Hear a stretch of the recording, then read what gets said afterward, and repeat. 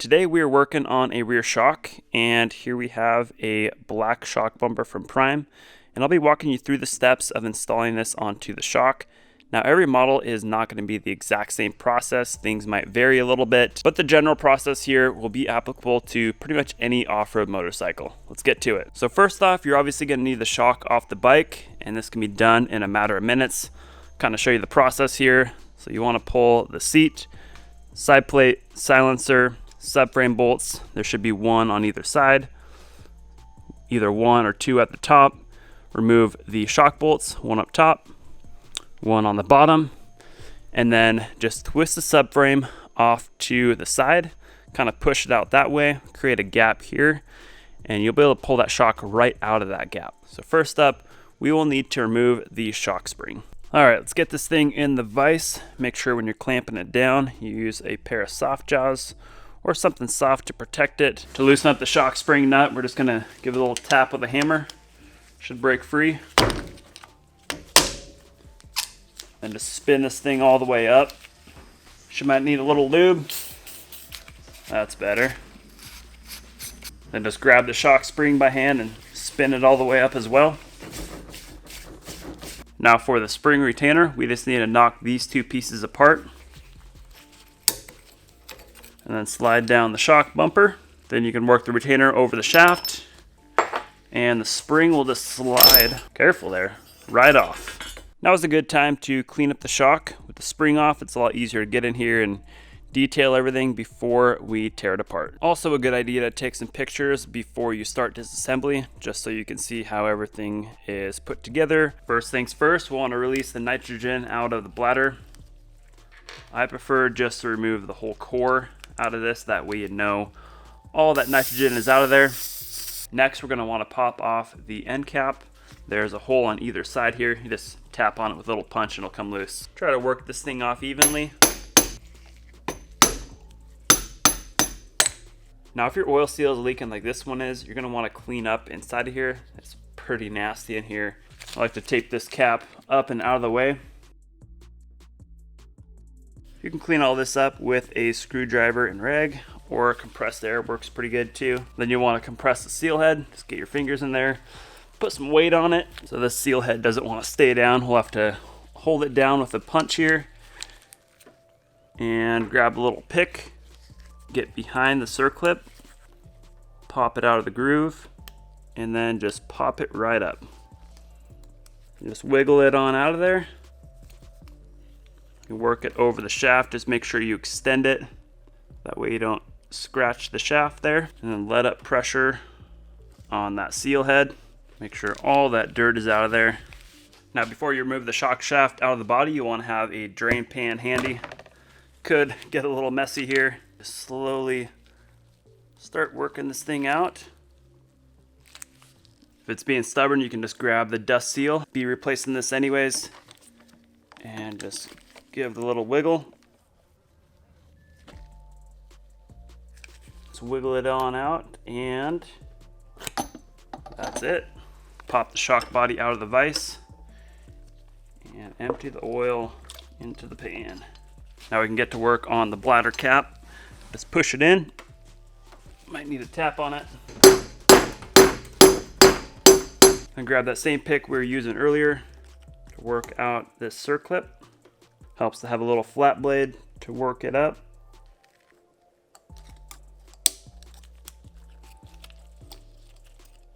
Sometimes these bladder caps can be really stuck in there, especially if the shock hasn't been apart in a while. I like to put a rag around some pliers, grab hold of it,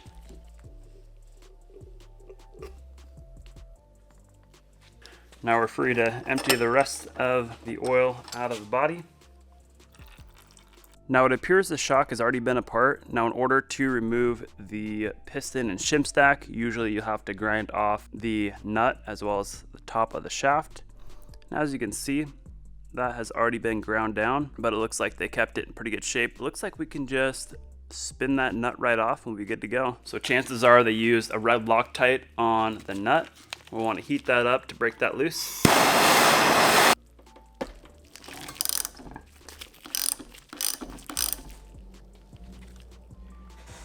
Wish I could have showed you guys how to grind that lip off in order to get the nut off, but basically you just grind it down until the lip is completely gone. When you're grinding, you'll want to protect all of the shim stack and piston. Now when you're pulling the piston and shim stack off, you want to be really careful not to get things out of order. So you can either use a screwdriver to keep everything in order, or I like to use a zip tie. Slide everything up and off. It actually looks like there's some burrs left over on that shaft. I want to smooth that out. You can see there's a little bit of that thread hanging on. That's preventing the piston from sliding off. We can just grab a file and smooth that right out. Let's give this another shot. Looks like the piston's still getting hung up on there. I'll have to do some more filing.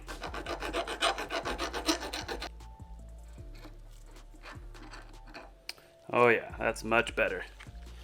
So now with the shim stack and piston on the zip tie, you can just tighten down the zip tie and these things aren't going anywhere. Now at this point, we can just slide off the seal head. It helps to take some pictures or a video as you're doing this, so that way you know the order. So we got the seal head, the bottom cap for the body, shock bumper, and the collar on the bottom. Got all the parts cleaned up, and while I was at it, did some coatings, got the shock body looking pretty sweet. But at this point, we are ready to start assembling things back together. So as you might have noticed already, replacing the shock bumper is best done when you are doing just a complete shock overhaul. While you're at it, you want to replace, some of the other wear items like a shock bladder, seal head, and just some of the O-rings and seals. Before I start sliding things onto the shock shaft, I like to lay everything out in the order it'll be going on. One last thing you want to check over is the threads on the end of the shaft. Make sure there's no burrs left over and the nut spins on smoothly. So first up, we have the bumper cup, then the bumper itself. Just push this all the way down. Next is the end cap for the body. And for the oil seal head, you definitely want to use a seal bullet. This just prevents the seal from tearing on the sharp edge right here. And of course, you always want to lube up your shaft and your holes. If you run it dry, you risk blowing her out. So lube's always a good call. Seal head is on. And then we've got the piston and shim stack.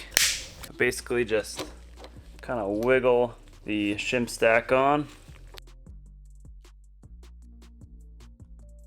And as you're putting this stuff on, just make sure it's not getting held up by any burrs. Seems like it's all going on smooth. Now we're gonna top her off with a nut. You wanna use a red Loctite on this, such as the 271. These definitely need to stay in place. If this nut comes loose, your shock is literally just gonna completely fall apart. And the torque spec for this nut is 25 foot-pounds. Now one last thing, as just a little security to make sure this nut doesn't come loose, is to peen it. That is basically putting a punch mark against the nut and the shaft here. Just run a punch in there and give it a little tap. So having the adjuster turned all the way soft will allow oil to flow from the reservoir to the body a little easier. And that is what we're going to be doing here, filling the reservoir up, and we'll be using some Maxima 3-weight shock fluid. We're going to go about 3/4 of the way up. You should see a little bit of oil flowing from one side to the other now. It also helps to cup your hand over the reservoir, just kind of pushes oil through to the other side. You can also tap around the compression adjuster. That'll help loosen up any bubbles. And you can see the fluid went down quite a bit from cupping it. I'm gonna fill this back up to 3/4. Cup it a few more times. Now we need to get the new bladder onto the bladder cap. Just put a little oil on the inside to help it on. Make sure it snaps in to the groove all the way. Now this is gonna get a little messy. You wanna either put a drain pan or some rags underneath of the reservoir area. We're gonna slide this in. You're gonna have oil pouring out. Actually, we're gonna spin this around. The valve stem should be facing the other way. Just gonna give this another go and push it all the way down. Just basically get it pushed down far enough to get the circlip in. Looks like we'll be able to get that circlip in now. You should hear it snap into place, just like that. Make sure you have your valve stem core into the cap. Now we're gonna put 50 PSI in the bladder just to seat the cap against the circlip.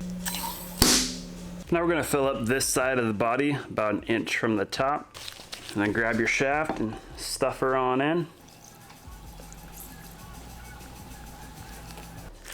We're gonna push this all the way to the bottom. You'll see a lot of air bubbles coming out. Once again, this gets pretty messy. You wanna have a drain pan and some rags handy, and then slowly pull it all the way back up. Just make sure you keep the piston under the oil at all times. Oh, I just sucked in air. Gonna have to compress that again. Just keep a close eye on it when you get to the top. And we're gonna fill it up a little bit more. Now, how we're gonna bleed all the air out of the system is by compressing and pulling back on the shaft. So the best way I found to do this is to compress the shaft fast. That'll open up the valving, basically opening up the shims and allow air to escape. And then when you're pulling it back out, you want to go really slow. So slow out, and then just give it a good push when you're going in.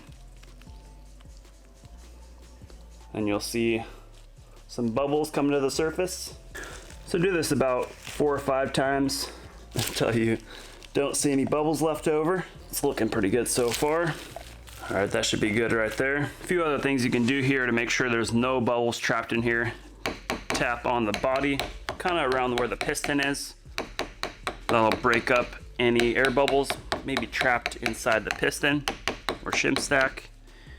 And then once you're done bleeding about 4 or 5 times, you're gonna wanna push the shaft in fast all the way to the bottom and let it sit there for about 15 minutes, and that'll hold things kind of under pressure and hopefully work out any bubbles that are left in there. After letting the shock sit for a few minutes, gonna pull the shaft back up, top it off with oil, and then slowly work down the seal head.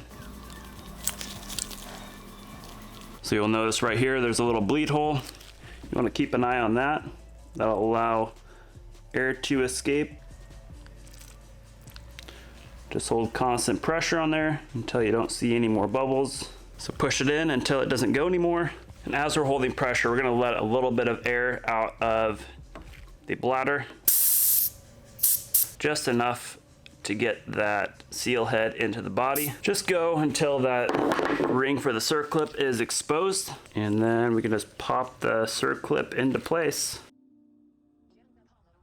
Get that seal head down as far as you can, expose that groove, and looks like it snapped in all the way. Nope, a little bit more on this side. Just make 110% sure that clip is in the groove. Looks like we're good. The last thing we gotta do here is tap in the end cap for the body. Now you'll notice there's a hole on either side, 180 degrees apart. You want those holes facing front to back. That way when dirt and water get inside of here, it allows it to drain out. If they're facing side to side, doesn't really drain out super good. And just use a rubber mallet to tap this in. Now we'll need to fill up the bladder with nitrogen. Basically, it's pretty simple. You just open up this valve to let some nitrogen into the regulator. And then this is what regulates the pressure coming out of it. And so you just crank this in. It's like basically a spring that regulates the pressure. And then coming down to the shock gauge, this is the valve that lets air in. Basically just thread this onto the bladder, and then you can use this little Schrader valve on top to let out pressure if you go a little too high. So just double check that your core is tight, and then you want to let out any air. Now on the Race Tech gauge, we're going to make sure the inner thumb nut is threaded all the way out. Just get it going straight. Thread it all the way on down. Make sure it's snugged up, and then this thumb nut here is going to compress the core, and that'll allow us to add nitrogen into the bladder. Now as soon as we turn this valve, we'll start adding nitrogen into the bladder, and when you turn it, You want to listen for any leaks, and we're going to go up to 140. That is the spec for this shock. Right about there. Then we're going to thread out this outer nut and then just thread off the gauge off of the cap. Now, if you guys don't have a setup like this tank here, you can always drop your shock off at a local motorcycle shop, and it's actually pretty cheap, maybe like $20, $25 just to have a shop do it. With the shock all charged up, we're gonna make sure everything's working properly here. Gonna compress it, make sure it is nice and smooth, and then check the rebound. Feels really good. Alrighty, let's pop her on, see how she looks. And then to get the bottom collar on, just slide up the bumper. And we can squeeze the collar right in through here. Put it up against the bumper cup. And that is pretty much it. Now at this point, we can just tighten down the preload nuts. All right, the shock is all finished up. Looking really sweet, I must say. Just love those colors on there. And that black bumper just looks super clean. No more yellow or brown. Now there is an alternative way to replace the shock bumper. You can remove the spring, thread the clevis off the bottom of the shaft, but you absolutely must release the nitrogen out of the bladder, or else things are just going to come shooting off of there and cause some damage. And once you release the nitrogen, you must re-bleed the shock, so make sure there's no air in the system. And at that point, you might as well just go through the entire shock like we did throughout this video and make sure it's got fresh oil and fresh seals. It only makes sense. So that pretty much breaks down how to replace the shock bumper. It is quite a process, but hopefully you guys found this one helpful, and thanks for watching.